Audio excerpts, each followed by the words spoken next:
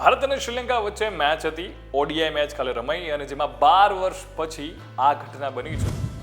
તમે જોઈ રહ્યા છો વાઇબ્સ ઓફ ઇન્ડિયા. મારું નામ છે જયરાજ અને ઇન્ડિયા વર્સિસ શ્રીલંકાની પહેલી ઇન્ટરનેશનલ ઓડીઆઈ મેચ હતી એ રમાઈ હતી આ સિરીઝની. અને જે સિરીઝમાં આ સિરીઝ 12 વર્ષ પછી ભારત અને શ્રીલંકા વચ્ચે ડ્રો થઈ ગઈ. એટલે પહેલા બેટિંગ કરી શ્રીલંકાની ટીમે 230 રનનો ટાર્ગેટ આપ્યો અને ભારતની જે શરૂઆત છે કમાલની રહી હતી.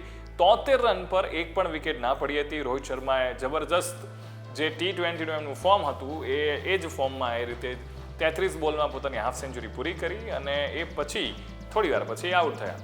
અને એ જેવા આઉટ થયા પછી જાણે એવું લાગતું હતું કે બાકીના જેટલા પણ બેટ્સમેન છે એ અલગ પીચ પર રમી રહ્યા હોય એવું ફીલ થઈ રહ્યું હતું.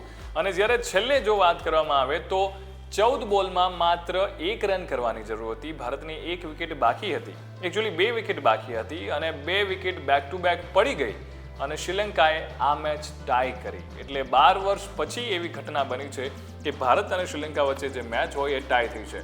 એટલે આમ જોવા જઈએ તો આ મેચ ઇઝીલી ભારત જીતી જાય એવું હતું, પણ જે મુજબના છેલ્લા બેટ્સમેન છે એમણે થોડીક એવા અણગમતા કે એવું કહી શકાય કે અનએક્સપિરિયન્સ શોટ રમ્યા અને જેના કારણે છે ભારત આ મેચ ટાઈ કરી. તમારું આ મુદ્દે શું કહેવું છે? કોમેન્ટ કરીને મને ચોક્કસથી જણાવજો. Keep watching vibes of India.